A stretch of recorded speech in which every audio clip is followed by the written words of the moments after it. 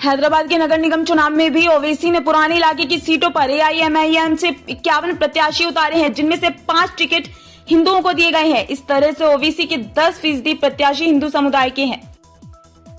Delhi border के बाद अब पश्चिमी यूपी में किसानों का प्रदर्शन शुरू हो गया है। शुक्रवार दोपहर को मेरठ, मुजफ्फरनगर में किसान सड़कों पर उतरे और हाईवे को जाम किया।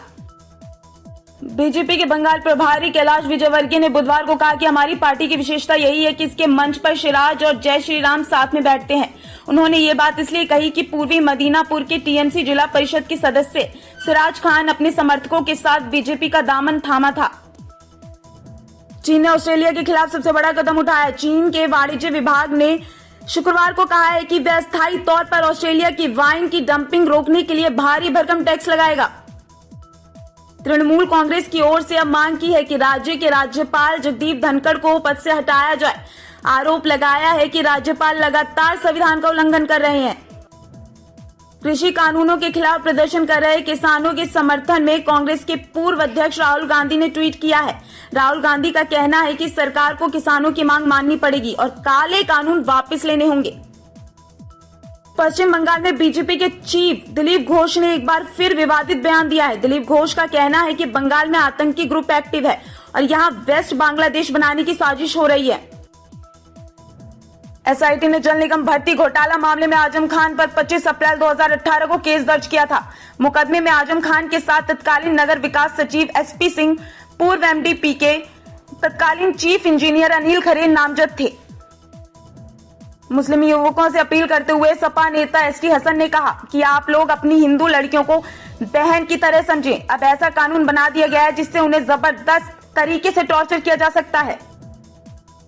बीते दिनों हरियाणा पुलिस के 2 दिनों के बंदोबस्त को चंद घंटों में उखाड़कर भारी तादाद में किसान पंजाब से दिल्ली रवाना हो गए। ऐसे में अब एक बार फिर पंजाब हरियाणा बॉर्डर पर पुलिस ने किलेबंदी कर दी है। पंजाब से हरियाणा के रास्ते दिल्ली पड़ाव पर जाने वाली किसान आखिर भिवानी से गुजरने वाले दिल्ली हिसार राष्ट्रीय राजमार्ग से धरना उठाने पर राजी हुए। मृतक किसान पेशियों को भी घटनास्थल से उठा लिया गया और पोस्टमार्टम के लिए उसे अस्पताल भेज दिया गया है। किसानों की मांगों को सरकार तक पहुंचाने का आश्वासन देकर पुलिस प्रशासन ने किसानों को धरने से उठाया। तेलंगाना विधानसभा उपचुनाव को लेकर बीजेपी अध्यक्ष जेपी नड्डा ने शुक्रवार को हैदराबाद में किया रोड शो। अहमद पटेल की शोक सभा के दौरान पार्टी अध्यक्ष सोनिया गांधी ने अहमद पटेल के योगदान को याद किया और कहा कि पार्टी में कोई भी उनकी जगह नहीं ले सकता है। राहुल गांधी ने भी अहमद पटेल को याद करते हुए कहा कि पार्टी जब भी संकट में फंसती थी, कैसे अहमद पटेल हर बार समाधान लेकर आते थे। मल्टी लेवल पार्किंग के पास मिला 8 साल की बच्ची का शव, रेप के बाद हत्या की आशंका।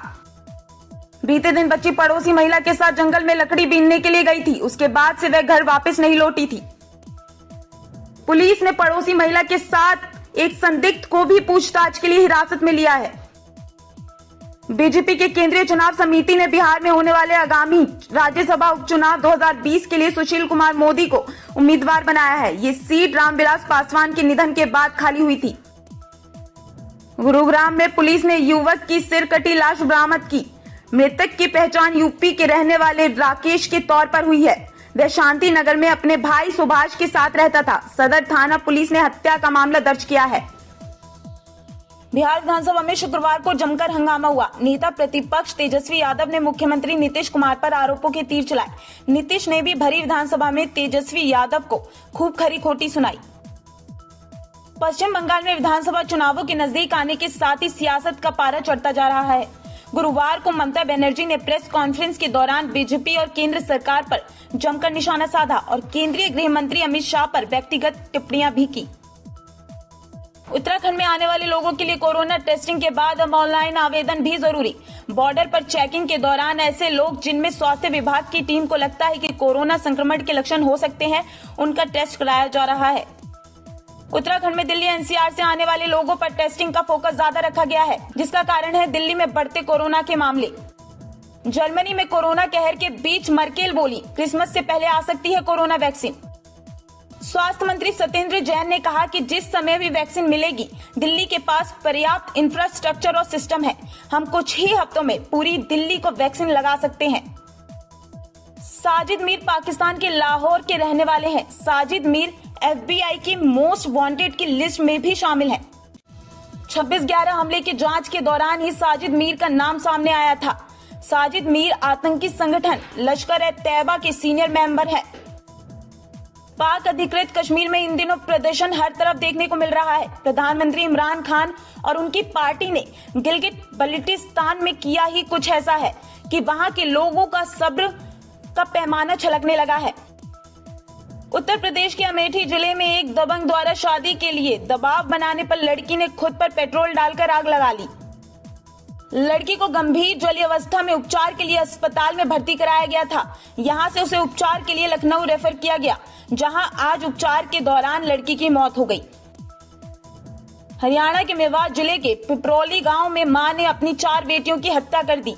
इस वारदात को उस समय अंजाम दिया गया जब चारों बेटियां सो रही थी। सूचना पर पहुंची पुलिस ने घटना स्थल का निरीक्षण किया। किसान मार्च के मद्देनजर दिल्ली पुलिस ने सिंघू के बाद टिकरी बॉर्डर पर भी किया बंद, जारी की ट्रैफिक एडवाइजरी। रोहित शर्मा की चोट को लेकर विवाद के बीच बीसीसीआई ने जारी किया आधिकारिक बयान। रोहित शर्मा यूएई से भारत इसलिए लौटे क्योंकि यहां अपने बीमार पिता को देखने पहुंच सके।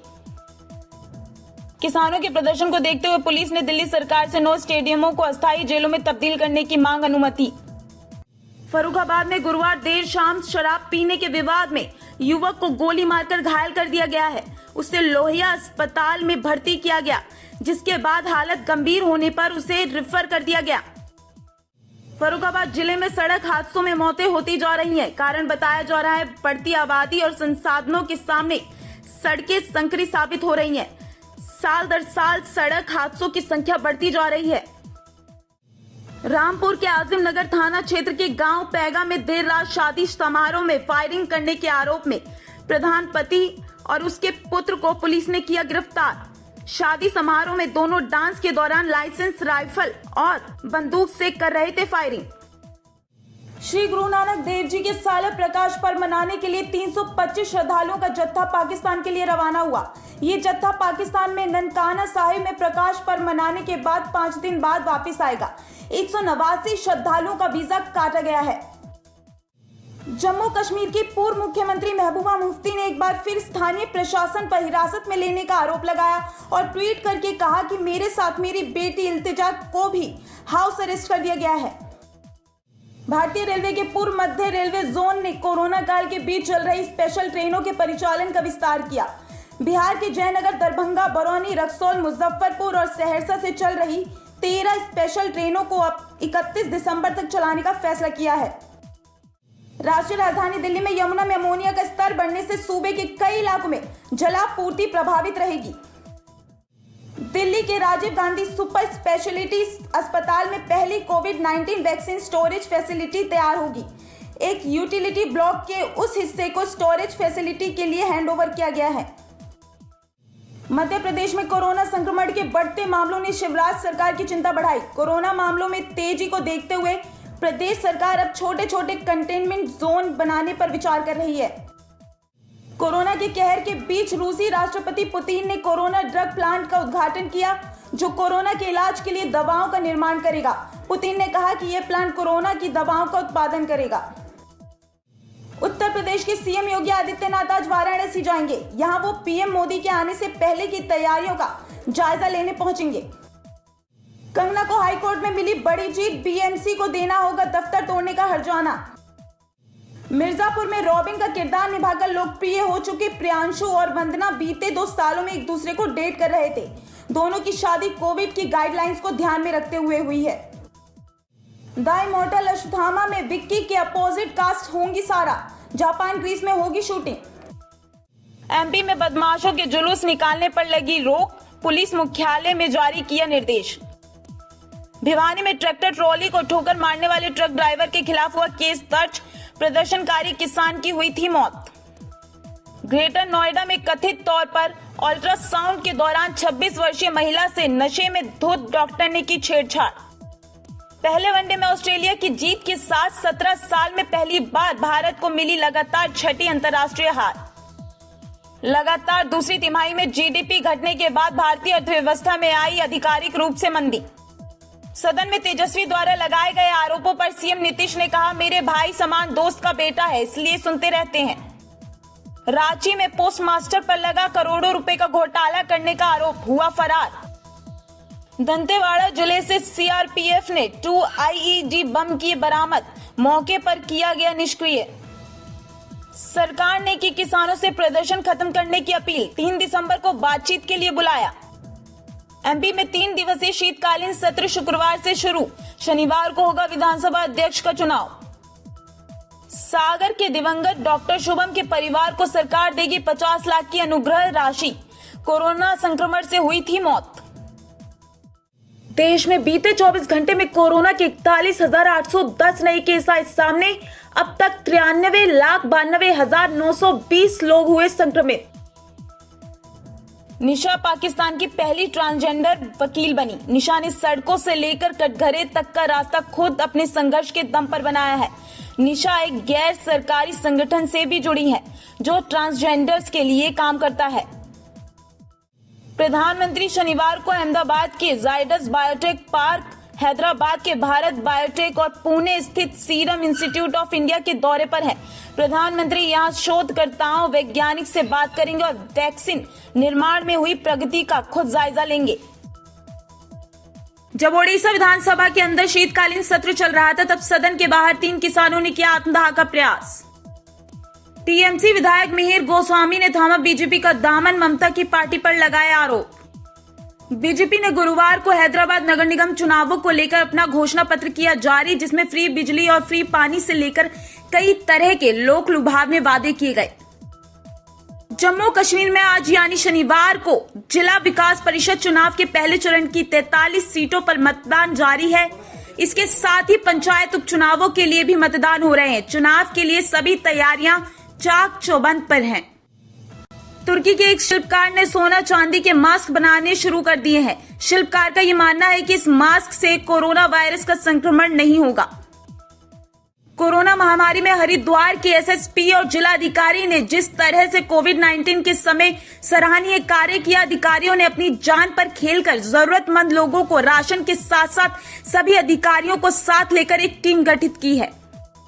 हरिद्वार के कनखल क्षेत्र में ड्रग इंस्पेक्टर अनीता भारती ने मेडिकल स्टोर पर छापेमारी अभियान चलाया। आपको बता दें, अभियान के दौरान कनखल के बंगाली हॉस्पिटल के मेडिकल व अन्य मेडिकल स्टोरों पर भी निरीक्षण करने पहुंची।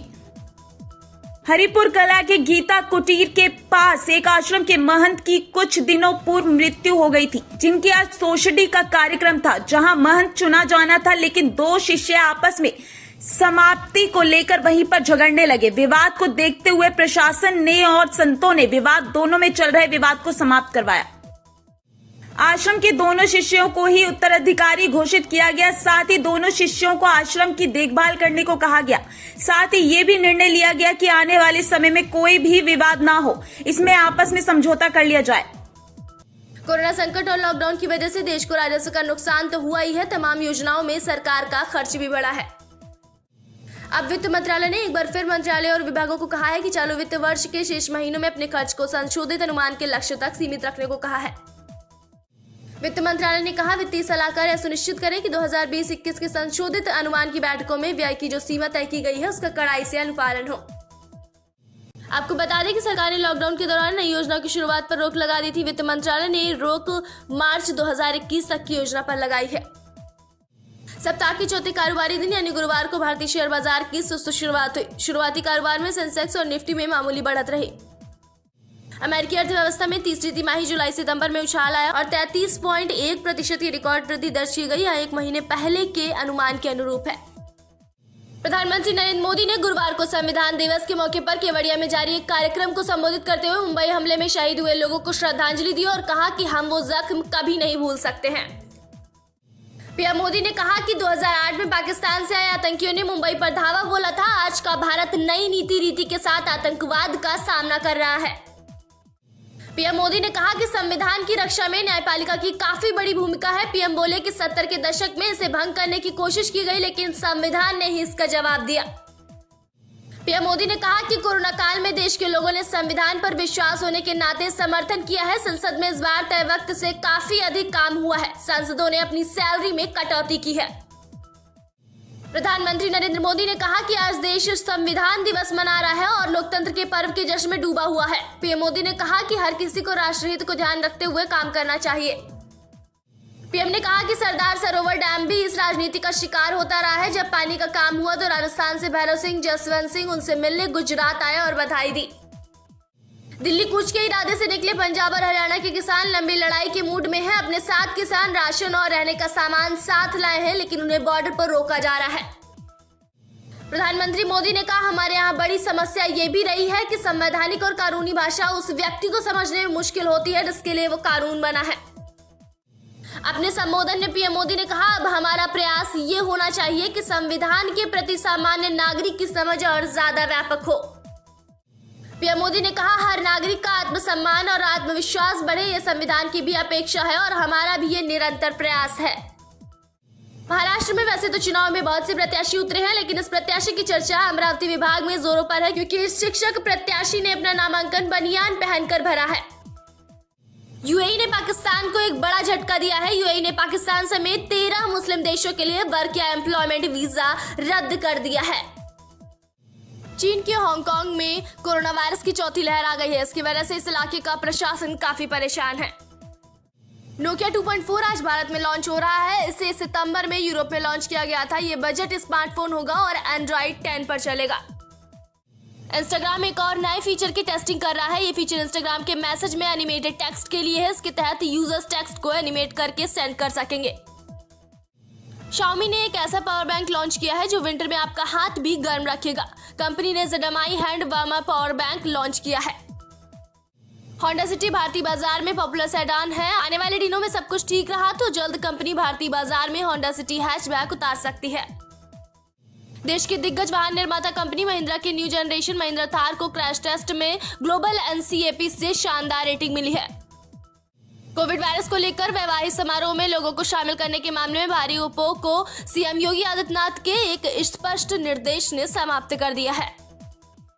सीएम योगी आदित्यनाथ ने वैवाहिक समारोह को लेकर स्पष्ट निर्देश दिया है कि लोग कोविड प्रोटोकॉल का पालन करें। इसके लिए किसी के भी आदेश की कोई जरूरत नहीं है। वरुण धवन और सारा अली खान की फिल्म कुली नंबर 1 25 दिसंबर को अमेजॉन प्राइम वीडियो पर रिलीज हो रही है। अब इसका ट्रेलर रिलीज होने वाला है। पंजाब और हरियाणा के किसान अंबाला में हैं और धीरे धीरे दिल्ली की ओर आगे बढ़ रहे हैं। इस बीच हरियाणा के गुरुग्राम में योगेंद्र यादव को गुरुग्राम पुलिस ने हिरासत में लिया है।